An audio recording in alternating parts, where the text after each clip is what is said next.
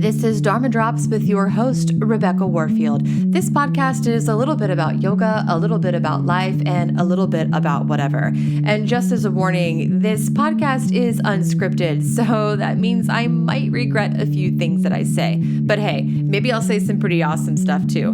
Remember, these are musings, not truths. Buckle up, giddy up, because here we go.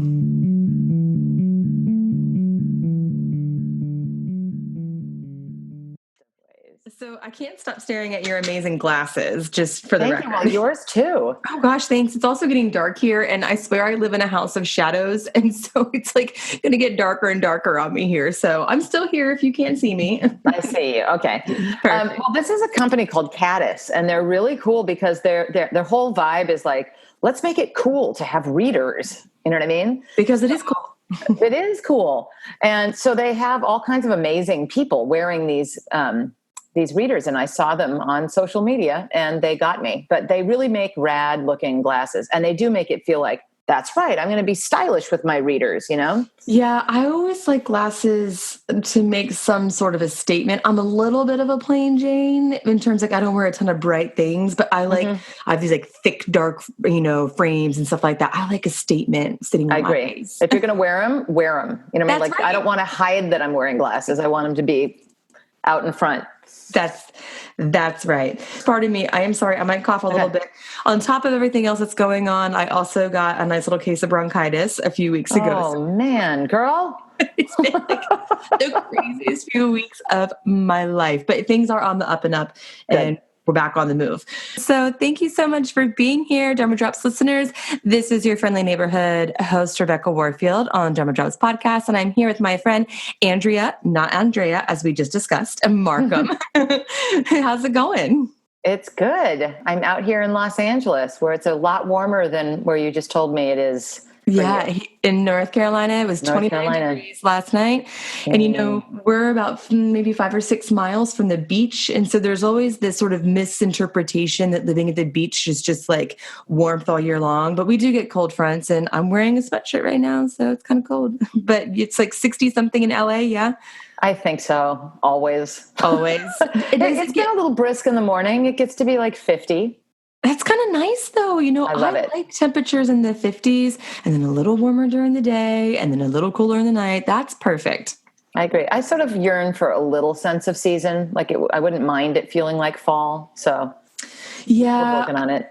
That's something I kind of miss here, because we actually don't have a tremendous amount of season change here. It's cold today, but it'll be back in the 70s again very soon, I'm sure. But my neighbor said it just right last year, because everyone thinks that living at the beach is all amazing, and it can be nice. But if it were really that nice where we lived, we wouldn't be able to afford to live here. So it's not that nice. It's medium nice. It's medium nice. All the Wilmingtonians probably hate me right now. People are really proud of Wilmington, and it's nice, but it's not that nice. I got to come. I've never been. I actually haven't even been to that part of the country. Man. I've been all over the place, and somehow I've missed that little corner of the sky, so I need to get there. Yeah, I've missed some parts of the country too. I haven't spent much time in New England. I have been to California. Actually, I used to live on the West Coast. I lived in Oregon for a while, so I'm kind of familiar with that part of the world. But the United States is really big, and there's a lot of stuff to see. And so actually, speaking of that, you've been doing quite a bit of traveling lately, yes? I have. I love leading retreats. I was in Peru quite recently, actually, just a couple months ago. And have you been? No, that's actually a bucket list place for me. It should be. It's amazing. The culture is rich and varied. I mean, we were in the Sacred Valley, and we went to Machu Picchu as part of what we did. Oh, but, there's the Amazon. There's just so much there. And it's changing a lot. And they just broke ground on an airport that's really close to Machu Picchu. That was actually in the New York Times, the article about it. So I think that area, as we know it now, is about to go through some pretty radical changes. So it's a good time to go and see it before all the Hiltons get built. Everything's a Starbucks and that kind of thing. Change is kind of weird, because in some ways change is progress, right? Sure. Absolutely. It's economic progress, but then it's also, change it. There you go. It changes the way the culture is and such. I remember reading a book about Bhutan. Gosh, it's called Beyond the Sky and the Earth.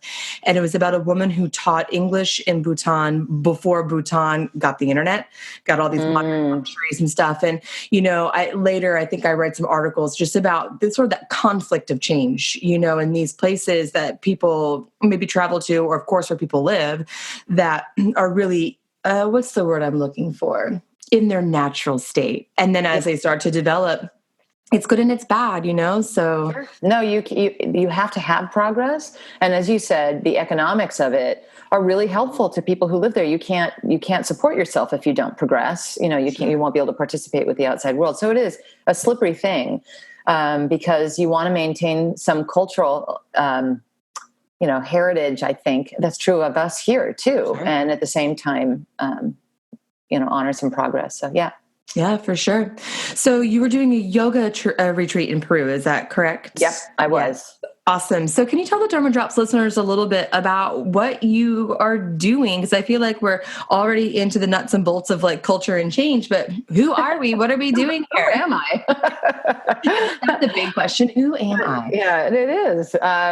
Well, I teach yoga here in Los Angeles, and I have for over 20 years. So when I started teaching, it was before it had become what it is now. I mean, there wasn't even really the 200-hour and 300-hour teacher trainings when I started out. So I fell into it at a time where when people asked me what I did for a living and I told them, they were like, you do what? And now I think everybody thinks they want to be a yoga teacher. Yes. So it's really gone through an evolution, and it's been a fun thing to observe the evolution. For 9 years, I had my own studio here in Los Angeles. So that was a huge and fantastic education as well. And then I started getting hired to go and travel. I did retreats, but I also got hired to do corporate gigs or hired to come and do workshops in various parts of the world. And I, like you, love traveling. And it's really hard to maintain a brick and mortar and then be on the road all the time. And there kind of came a time where I had to make a decision about that. I've also written a book, so we have that in common as well. We're word people. Yes. And it took me really, honestly, 10 years to get my book published, to get it written and published. I think sometimes in this day and age of social media, you look at images and you think, oh, it must have all just come in an instant, and it must have all just sort of had this beautiful backdrop to it. And especially when you are blessed to lead retreats in the beautiful places that I have been, it can give that misconception that that's all there ever is. And there's a lot of time getting your hands dirty and rummaging around in the places that aren't as pretty in oneself and out in the world. And that, really happened at the time when I closed my studio.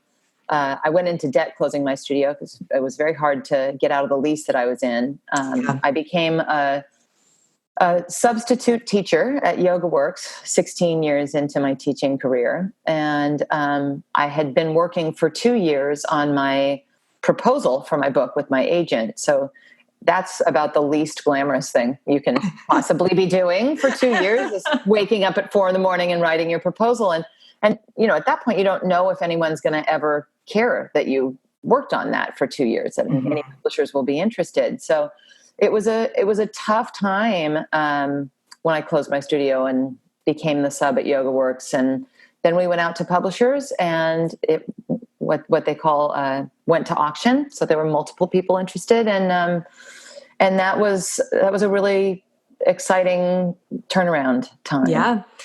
So I think we've already come full circle. Change, it's progress, and it's difficult, right? There we go. Yes. There we go. Full circle. The podcast is done. Episode's over. Exactly. So you hit the nail on the head when you talked about working on your book for 10 years and getting your hands dirty and being in the muck. And in the last episode that I just recorded, that actually just came out, I think last Friday, with my friend C.A. Gresham, we were talking about how doing the work, it's dirty and it's difficult, but it's important. And I've experienced this a lot, even in just this year with my podcast and in my online yoga business. Everyone thinks it's all glorious and glamorous. Oh, it must be so nice to work from home and have your own schedule. Let me tell you what's not fun: Google Ads. Oh, yeah. editing podcasts, writing content, and I think that there's such you hit the nail on the head again when you said social media puts this sort of instant gratification lens of glamour on top of this industry, when behind the scenes, it's nothing but hard work, study, and practice. That's it. Agreed. Yeah, no, there's a veneer on things. And, I'm often asked, I've been asked many times when I've been interviewed about the book, about sort of the evils of social media and so on. And to me, it's actually a little bit like our conversation about progress in a place like Peru. You're not going to get rid of Instagram and Facebook, nor do we really want to, because there are really positive things about being connected in ways we never were before. But I also feel a little bit like there's almost two different careers in a way, because I am in the classroom a lot. I work on my book. I teach teacher trainings. And some of that is reflected in social media. But I think that a lot of people who are really gifted at putting together this presentation have a different kind of a career sometimes than I do. And I don't think it's horrible. I just think that they're really good at something that I am not maybe that good at or as interested in doing as they are. Sure. So, there's back and forth between the two, but, I always feel like there's no point in social media if I'm not up to anything. I mean, I'm not the least bit interesting.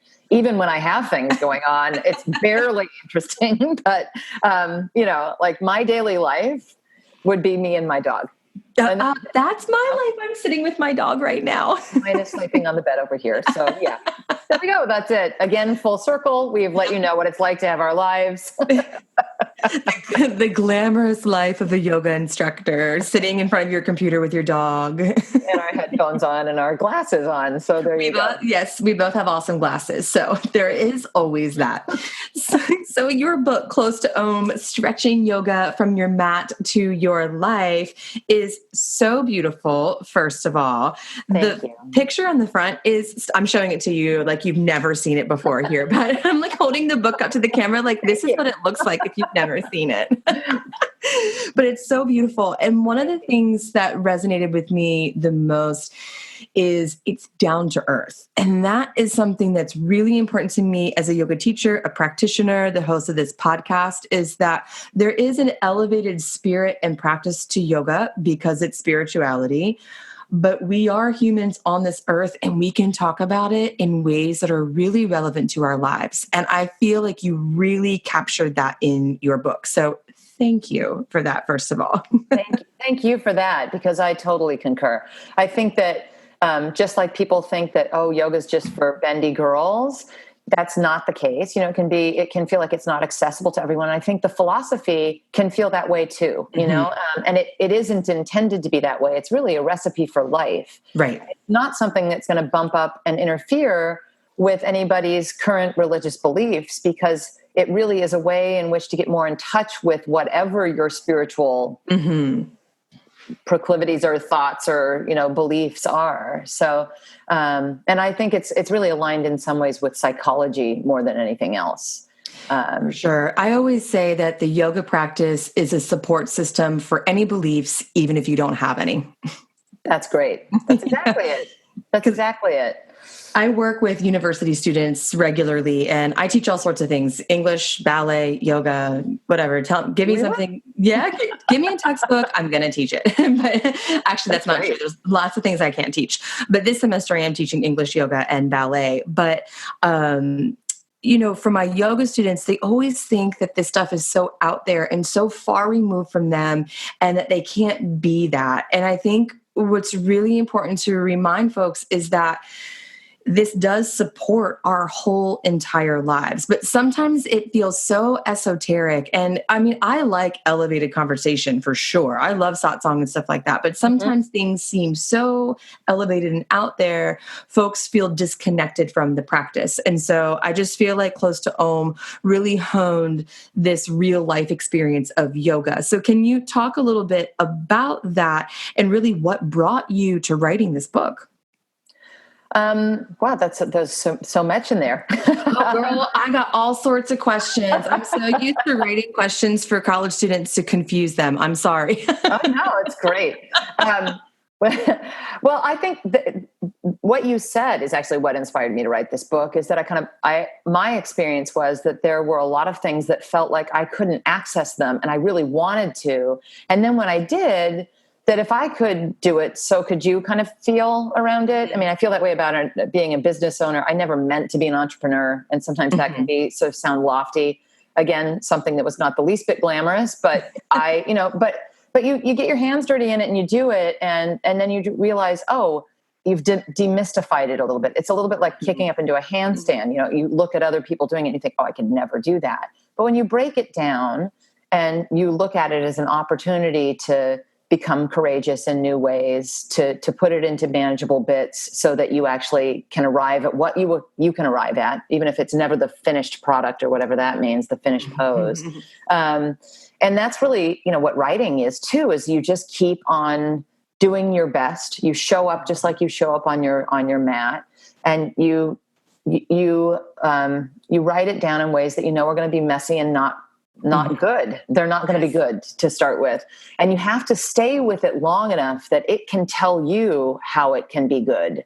And I think that's really what meditation and yoga are about, is that it's going to feel tight. It's going to feel out of balance. It's going to feel all those things that poses do.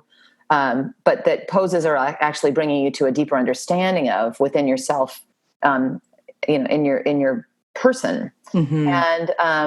And you fall over because you just are going to, and your mind wanders and you say things that you wish you hadn't, and all kinds of things happen. But those mishaps are actually what give the richness, and actually end up creating the courage, because you realize, well, if that happened and I'm still alive or okay, or, in business, then I can probably take another stab at it and do this other thing. And it actually becomes the source of strength. Absolutely. And, the process of writing and the practice of yoga, I think, directly parallel each other.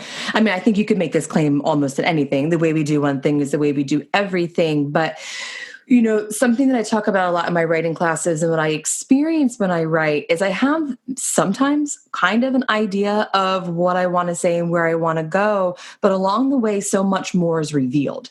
And then by the time I'm done, I'm finished all my editing and finished my revising and deleting and redoing everything 500 times, the end product is often not anything that I had in mind at all to begin with. It's something totally different. And basically, I don't even know where it came from. It's like this new idea that emerged out of my fingertips and my keyboard. And I think the yoga practice is the same way. You can be working on a particular posture. Handstand's always a good example because it's a challenging posture. And along the way, of course, it sounds cliche, but we learn so much more along the way that by the end, it doesn't even really matter if we get to this, fullest expression of the posture or not. So, I taught this workshop before. It was like a writing class for yoga professionals. And I think that was the big thing. Everyone feels like they have to go into writing with the finished product in mind, but that's just not how it goes, No, I mean, that's actually thematic through the way that my book works, is that there's a narrative, there's a story from my life, and then there's an on your mat. So how it is that whatever the sort of thesis or theme of the narrative story was, how it shows up on your mat, and then a section called On Your Own, which is how you then translate that into your life, which is the whole sort of concept of stretching your yoga from your mat to your life. And it really, it's funny because my agent does not do yoga. And at one point when I was writing it, the stories are really personal. They're very deeply personal. But she said, Andy, you have to remember, this is not a book about you.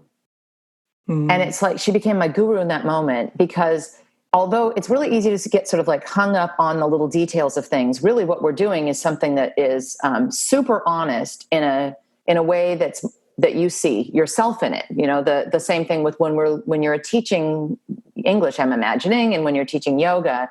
And so finding that thing that is so honest that it's universal is what you're talking about with the handstand. It's what we're talking about, with writing, and it's what my agent meant. And so, I really thought about that, and I looked at the world through that lens, where every time I taught a class, this is not a book about you, because it isn't. It's not about watching me teach. It's about the room in front of me. And it really makes life rich that way when it's not a book about you, because it's an outward experience of the world and not a what do you think of me, And then when we were about to go meet with with publishers, I told her, I was like, Jane, you're my guru. This is not a book about you is amazing. And she was like, oh, but it is a book about you. And I'm like, no, you can't take it back now. Too late.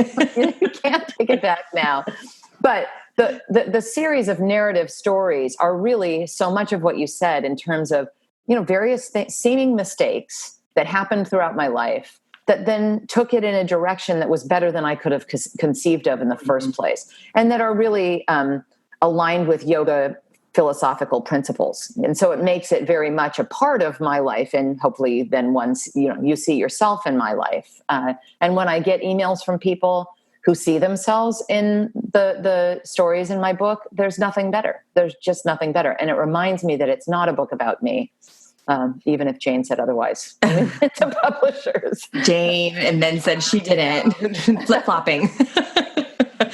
I think that's rather difficult work to do, though, because I find when I teach writing, for example, what's really difficult for my students to grasp is that it isn't about them. And everything becomes personal example and personal anecdote.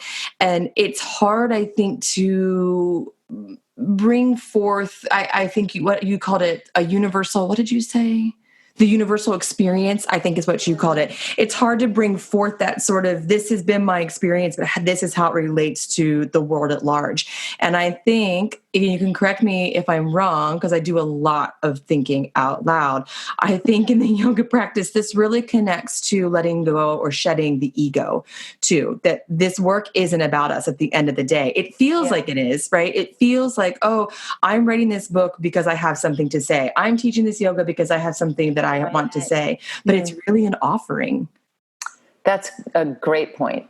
And I think that can also go to the conversation a little bit about like social media and so on. It doesn't mean that if you're on social media, you're an egomaniac, but this stripping away the elements of the ego is a huge part of the practice, and a giant blind spot for all of us. It's really tricky because we have to have some ego, or we don't function in the world. We have to have some sense of what that means. So there's that. And we're always kind of wandering, tiptoeing around that or trying to figure it out. But I do think that there is this very humbling element of being really honest. And it's a very vulnerable place to be as well. And there isn't any room for clamor of ego there. And this sort of leap of faith that you were saying about things turning out differently than you ever imagined, and in many cases better than you ever imagined, is to get to that place where the veneer is not there, and this need to be right. Or I think a lot of what happens in writing and in yoga and all kinds of things is we live in a time where we think we'd have to do it fast, that there's like, it needs to be done instantly, or by a certain age, we have to have accomplished whatever it is or whatever that means. But to your point of letting it have time to tell you what it is and to really come to its full fruition, what we really want is not to do things fast, but to do them well. And I think that within our writing culture, in our yoga culture, if we can encourage people and hold each other accountable to let it take the time that it needs, and not to be seduced by this need to, have a post up or whatever it is that's kind of this impulse that's pulling at us, then we'll take the time to say things and do things that are meaningful in ways that they can't happen instantly. I feel that even in our media circle, that people want to put up a news story so immediately and with a shock value that we really need time to curate what's actually being said out there. The first time I remember that happening, it was the first moment in my adult life that I realized that things are just moving too quickly. I can't tell you the year because it could be any time. I feel like my whole life is one big blur, but it was when I think some coal miners were stuck and the news reported that they were all alive, and then had to come back and recant that they had reported too fast and misunderstood and that they had all died. And do you remember when that happened? It was like, it's been a while ago. And I Yeah. feel like that was the moment where I was like, oh, this world's going really fast right now. Like, we cannot wait to say things and to get things out there. And we're moving way too fast. And I'm definitely a little guilty of that too. Like, I'm part of our culture. I'm part of this world and get things done. Sure. But I came across a meme the other day. I'll never remember who it was. It was a dance thing. It was, I think, a ballet teacher somewhere, but it said something about how everyone's afraid of being a beginner and everyone's afraid of taking the time to learn to get where they actually want to go. And I think that is the damn truth. There's something in our culture right now that's like, I'm not a beginner. I say this in my yoga classes all the time, where new yogis will not go to a beginner yoga class. They roll into my intermediate vinyasa and I'm fit. I exercise. I'm like, yes, I know, but this is about to be rough. It's about to be rough, but they don't want to go to beginner. There's a fear of beginning. There's a fear of learning. Yeah. I think that being a beginner and learning are the two most rad things on the planet. Oh, yeah. I think beginner's mind is the most advanced yogi or person or practice you could ever do. And learning is the most exciting and inspiring and purposeful thing that you can ever swim around in and stay with. And I mean, I believe that the goal of all of it is to live the question. You know, this idea of racing to an answer, it goes to your point about the coal miners or anything else. If you're just racing for an answer, I mean, the ultimate answer for every one of us, we're not here forever, is not really what we want to get to yet. So why don't we enjoy that murkiness we spoke of at the very beginning of our conversation? You know, it's going to be messy and murky, but it's going to be beautiful too. You know, the beauty is in all the imperfections within ourselves and our behavior and our writing and, you know, our poses or whatever. But that, I think that is what makes it universal, is when we're able to sort of be beautiful warts and all, it invites everyone else to be beautiful warts and all. And then we can have a conversation where it's not about me needing to be an expert. That's a term, by the way, that it just makes my skin crawl. But because I think it's so much more interesting to be a beginner. And it's also, when you're a beginner, you're not burdened by all the things you think you're supposed to know. You're just really curious, and curiosity is everything.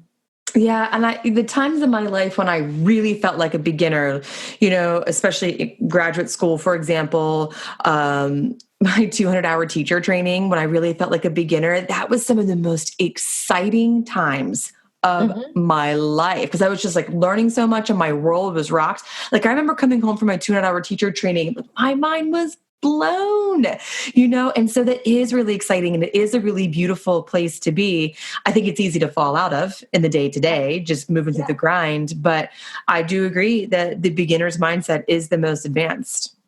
Yeah, I say it all the time in my classes. And I'm just about to end a teacher training that I've been leading for YogaWorks. And it's really been amazing to watch 30 people in their own learning process through this whole thing. And, you know, it's always different. You have people who have been practicing a really long time. Nowadays, people who do teacher trainings, like when I was coming up, as I said, there wasn't even 200 and 300 hour, right? You know, when I was coming up in this profession.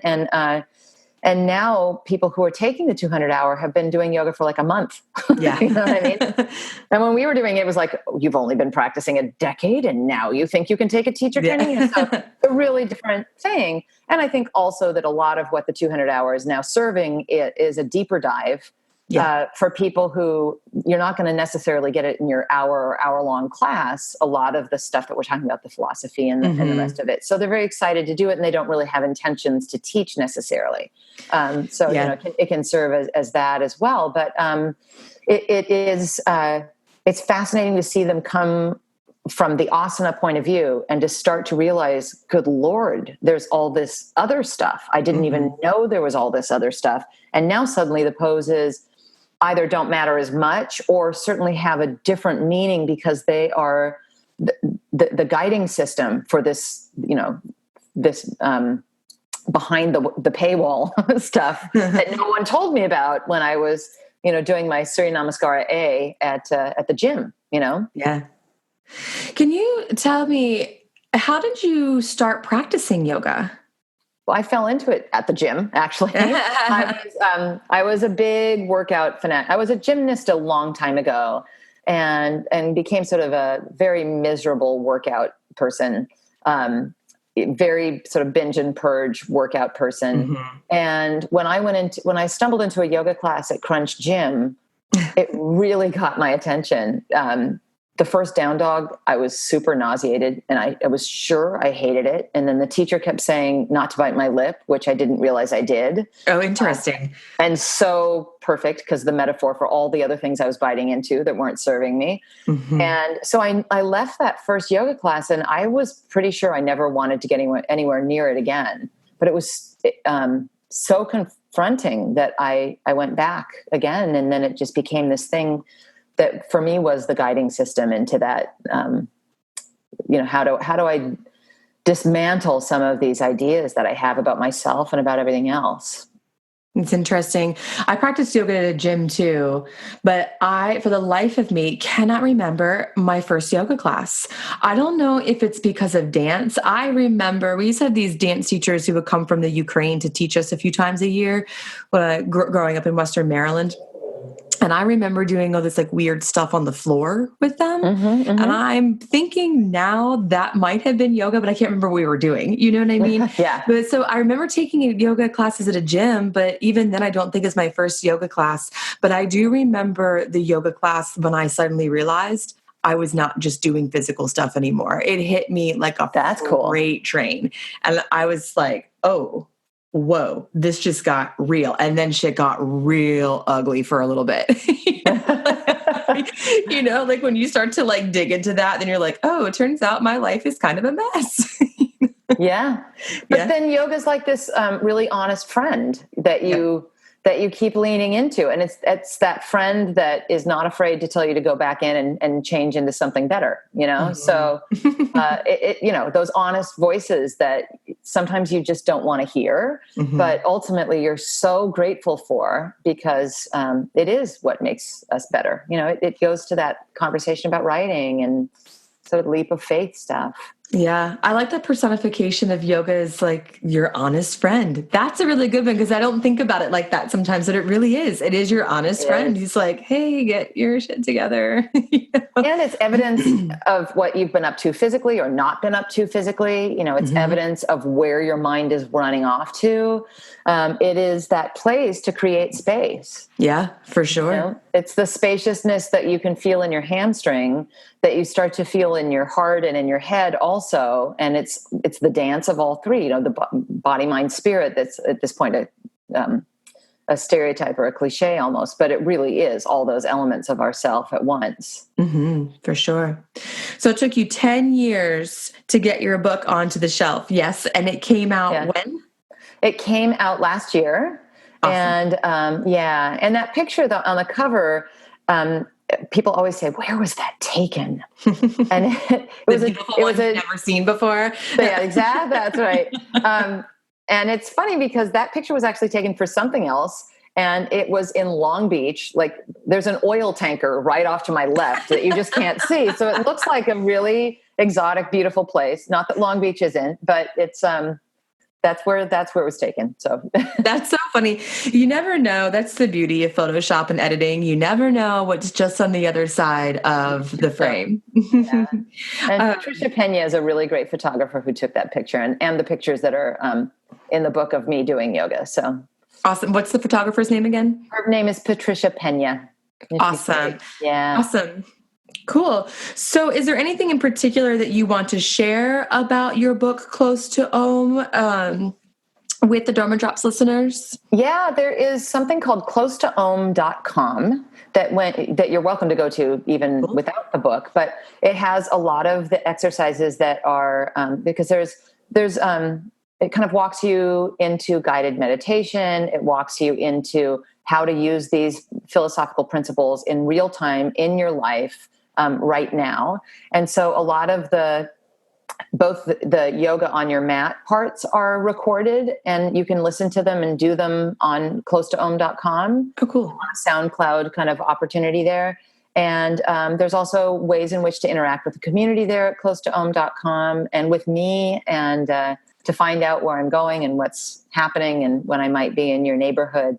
But there are a lot of tools that you have access to there, whether you have the book or not. And I read the audiobook also. So if you go to Audible, you can join Audible for free, or you can join Audible and get my book for free if you don't have it already. And it's a great thing to listen to, because sometimes when people look at the book, they think that they're supposed to go chronologically and that they have to, I've had emails from people saying, I'm about to get to chapter 2, but I just have to do every single exercise that's in there first, and that's adorable, but you don't have to. And then my favorite one actually was somebody had been listening to the audiobook and her comment was, I really love the book, except that I can't do the yoga in my car when I'm driving. And I said, please don't. Yeah, please don't. Glad to hear you're not. Yeah. But so it really is something where you can listen, you can read the stories or listen to the stories. You can notice how they are, woven into the yoga and into your life. And it's also, you can go back to the parts that resonate with you anytime. It doesn't need to be a linear read in any shape or form. I can't express that enough. As actually, while you were speaking, I was thinking about how badly I wanted to say that reading is a cycle and a process. It's not a straight line. And I don't care what you're reading. And sometimes, look, have you ever read Eastern Body, Western Mind? Yeah. Okay. Mm-hmm. I just can't get past the first chakra. Okay. I have read that chapter 1,000 times. I'm not getting past it in this lifetime. It's not happening. Okay. I just can't get past it. And that's the thing. That's okay. You know what I mean? Like, I've skimmed the rest of the book, but when we read things, I mean, sometimes if it's a novel, it's nice to read it in order. Otherwise things get really weird. But otherwise, we read things when we're ready for them, and we learn things when we're ready for them, and we move on when we're ready to move on. So if you get stuck on page 1, cool, be on page 1 for as long as you need to. That's a really important part of the reading process. I totally concur. And it's actually been really fun to use stories from my book in the context of 200-hour teacher trainings. Because again, you're maybe, reading through some of the sutras in a more linear way, or that would be suggested. And then you can watch the glossing over of your group, and if I you know about that. Yes. And then if you tell your story, or if I read a story that's from my book, and then they feel inclined to tell the stories that they're reminded of this principle, now we're having a juicy conversation where we're integrating it into real life. And it's not just something that, started out in Sanskrit, which is beautiful, but sometimes can be a little, intimidating. It's something that is all of those things. It's ancient, and it's in Sanskrit, and it's in your life, and in your conversation right now. So it's been fun to use my book as something with teacher trainings. And I do workshops and even writing workshops and creativity workshops around it. So it kind of has a lot of facets that are applicable to our conversation and the things that we love, I would love to know more about the writing workshops that you do. They are a lot of more of a journaling kind of a focus, more of a, and then sometimes there are things that we turn into each other and talk about and edit and deconstruct and stuff. But it's a little bit more of getting past that place of where you're so busy editing yourself that you never get anything on the page. Sure. So using movement, using creativity in a variety of different capacities to get to a place where it is conversational and it makes its way onto the page, and it brings you towards a sense of dharma or purpose that you're not tightly wound around exactly how it's supposed to go in your life or in your writing.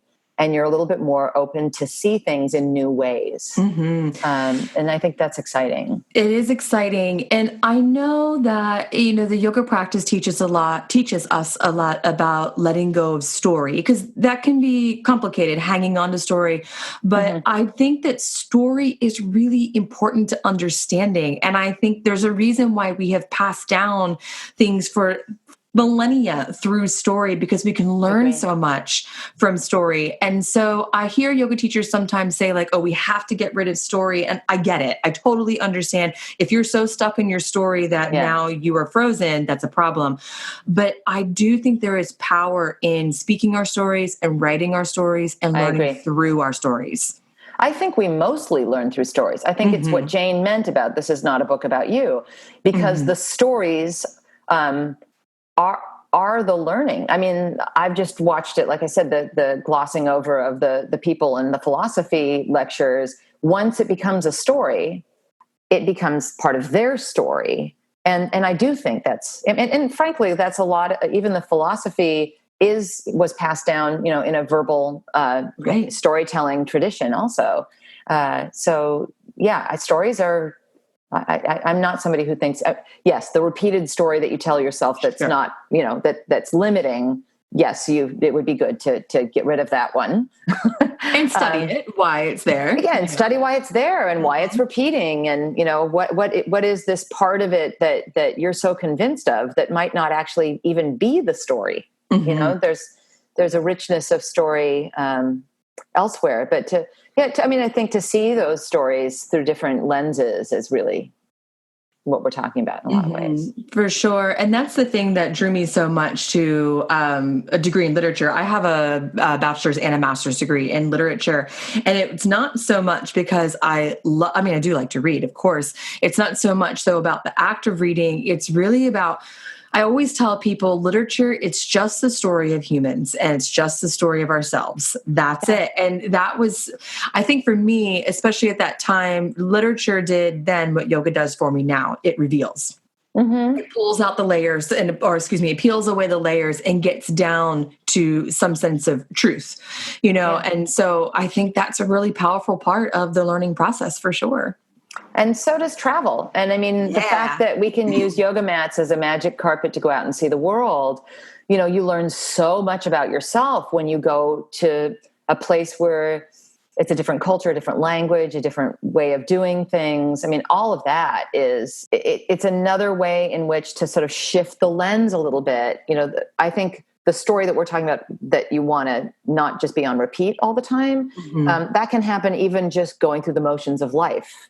And it doesn't mean that you have to go travel even anywhere exotic, but if you just take a different route to work, you see different things. You order something different from the menu, whatever that, might be. Yeah. And, when I was a teenager, I hadn't done much traveling in my life. I grew up in Western Maryland. My mom doesn't really like to travel that much. She doesn't like to fly. So we didn't do a lot of, distant traveling. But my dad took me to Arizona, and now my dad actually and my sister, they all live in Arizona now. So I've been there so many times, it doesn't seem like anything crazy to me, but I could not believe Arizona. I just there were all these cacti everywhere, and the architecture was different and the people were different and the food was different. And it totally blew my 17-year-old mind to bits. And that started a major travel problem, addiction, love. I don't know what you want to call it for the rest of my life, because it just blew my mind. Yeah.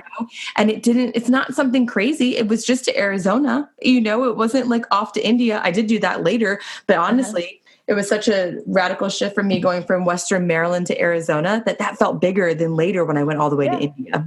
I get it. I totally understand. My mom too was afraid of flying, and we took the train every summer from California to Iowa because she wouldn't fly. That's a long ride. It's a long ride. And we did not get the sleeper car. We were in we roughed it, man.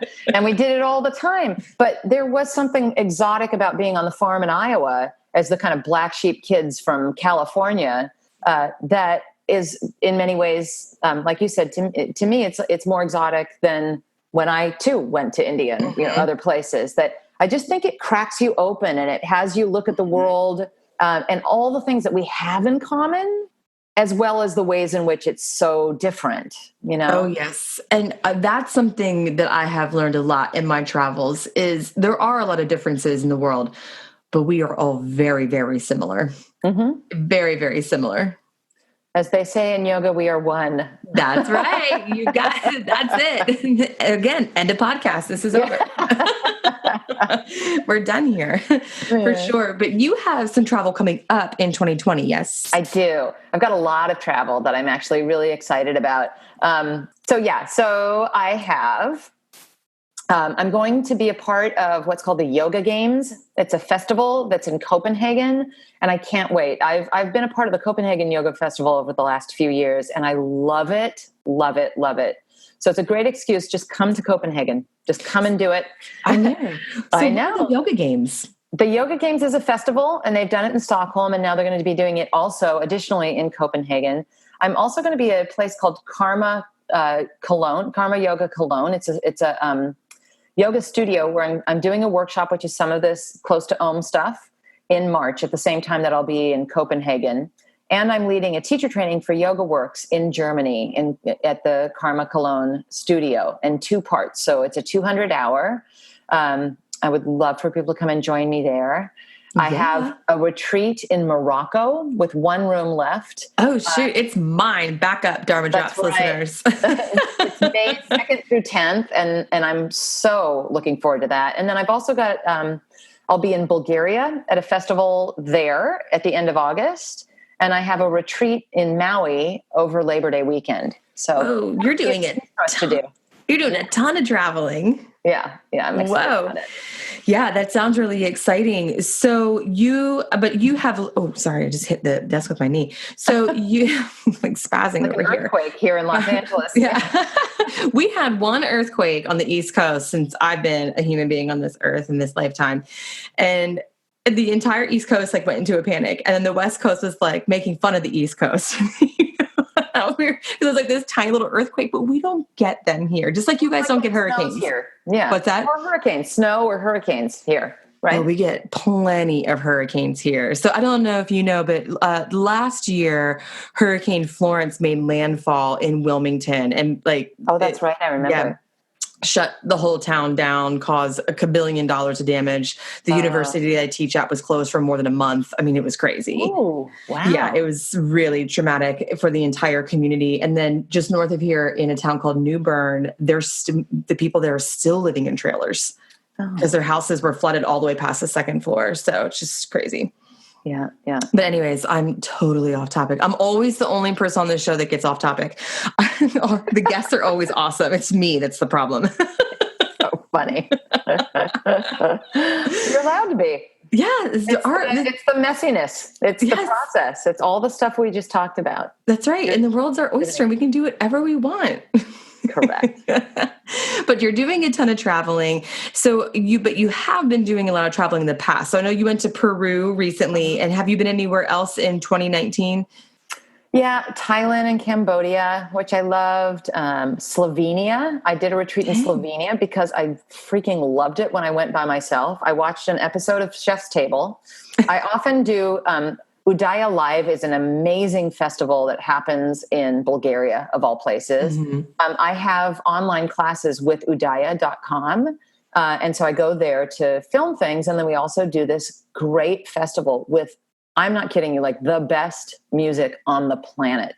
So it's something to go to. Go to Bulgaria. You don't think you want to go, but you do. Join us there. And all these like great people from around the world and great musicians. Anyway, I went after that Bulgaria festival to Slovenia by myself, and I went to the restaurant that was on Chef's Table, and then I just realized I have to do a retreat here. So I think I might be one of the only people who's done a yoga retreat in Slovenia. In fact, they wrote about me in their national paper. It was such a novelty.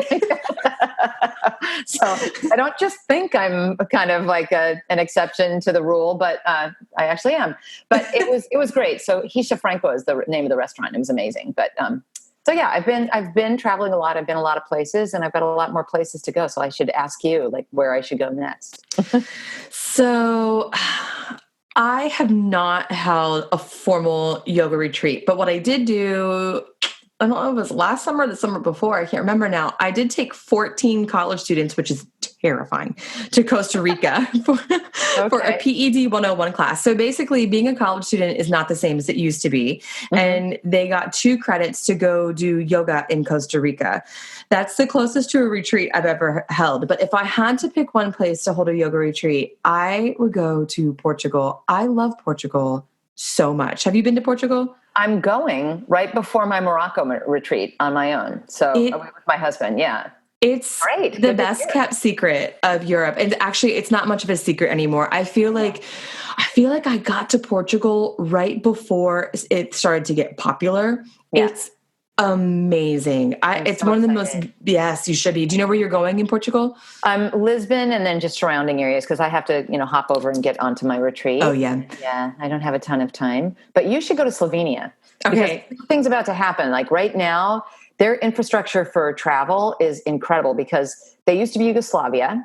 And then they have done a really great job. They're the greenest country in the world, one of the greenest countries in the world. And they've really trained guides and so on. And everybody speaks English, so it's very easy if you're American. And so that's all in place. They're just waiting for the onslaught, and it's already starting to happen. But if you look at places like Lake Bled, and there's caves there, and they're surrounded by Italy and Austria and Switzerland. So it's kind of like the Swiss Alps. And then and also next to Croatia. So they've got a little tiny bit of coastline, but they kind of have everything.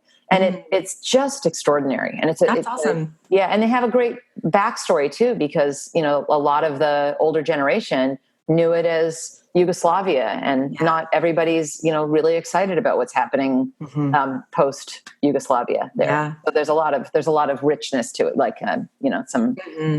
One of the other places that I really love that I've been, that actually I have a friend who wants to do a yoga retreat there. So I'm going to just attend her yoga retreat and not hold one, is Israel. I love Israel. It's so beautiful for some of the same reasons. You have coastline and you just have these beautiful areas. I don't know. It's just so beautiful to be there.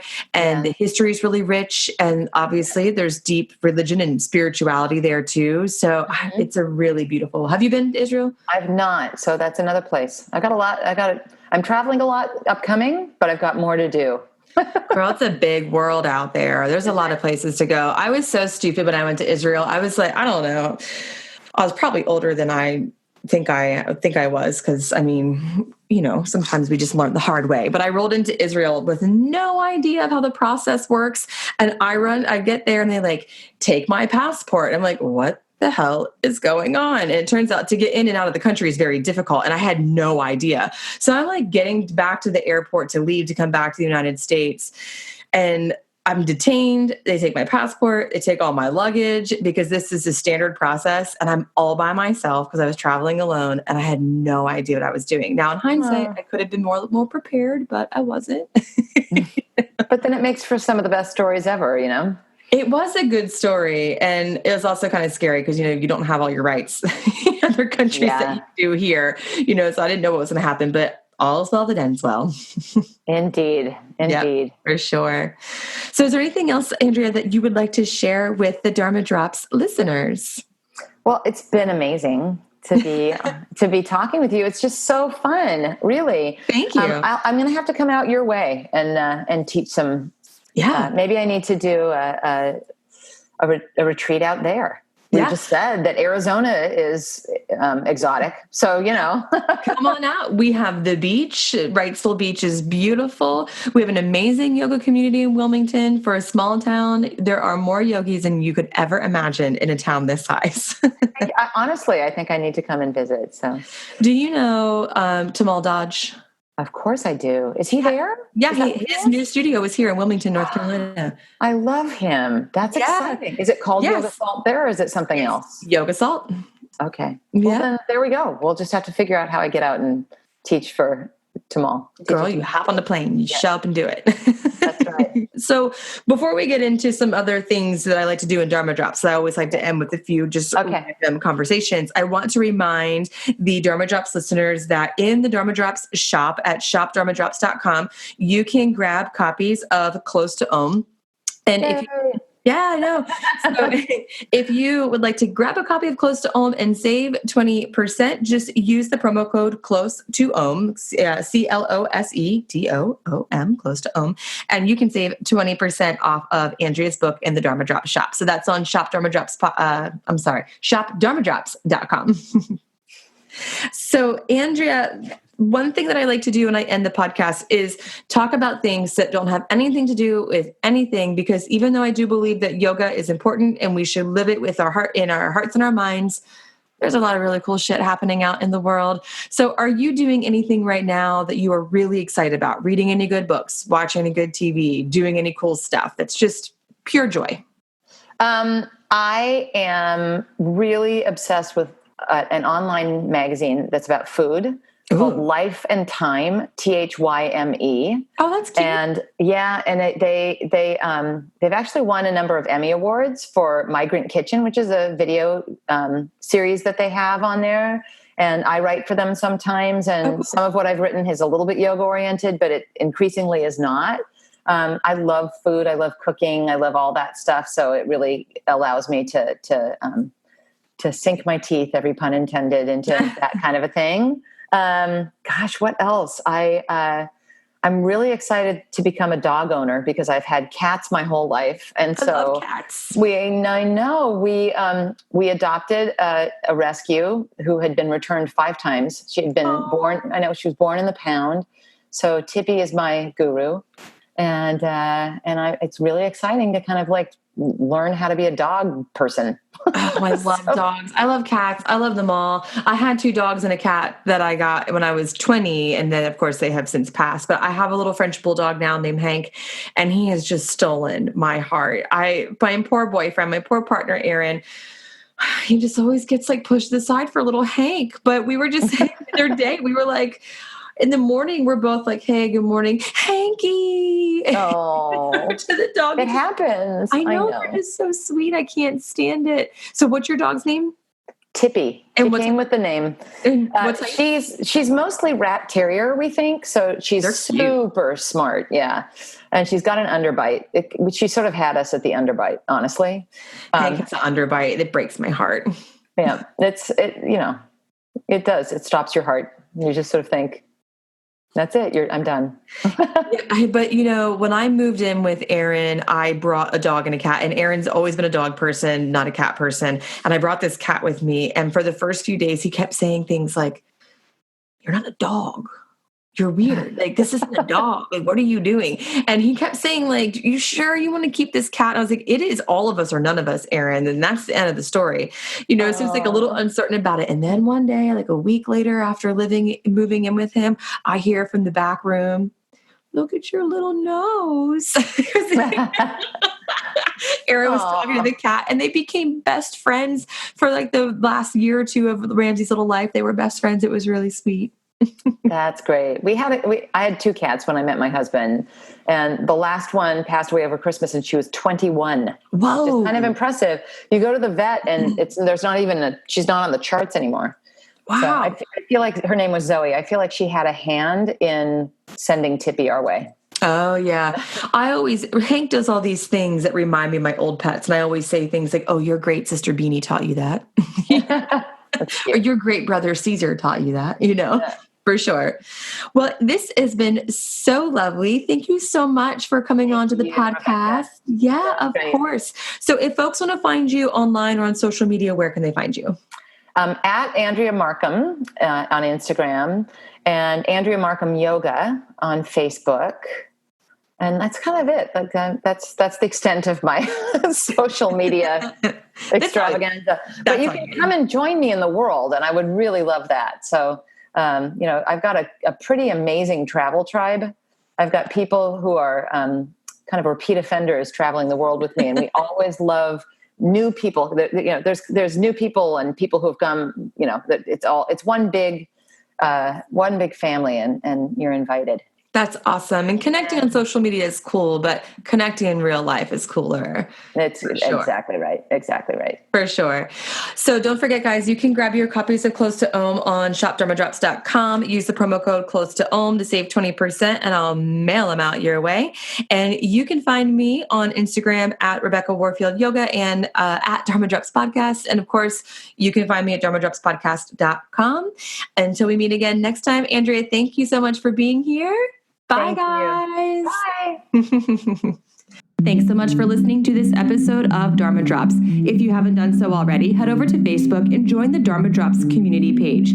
Just search for Dharma Drops community page. Imagine it. That's DHARMA Dharma Drops community page. Once you join, there's all sorts of cool stuff happening in there. We have giveaways, we have exclusive podcast updates, live videos, new content from the guests, and more. So please join the Dharma Drops community page on Facebook. And also don't forget to rate and review and subscribe to Dharma Drops on whatever app you're listening to Dharma Drops on. Really, truly, I've said it 1,000 times and I mean it every single time. This podcast cannot be a success without your support.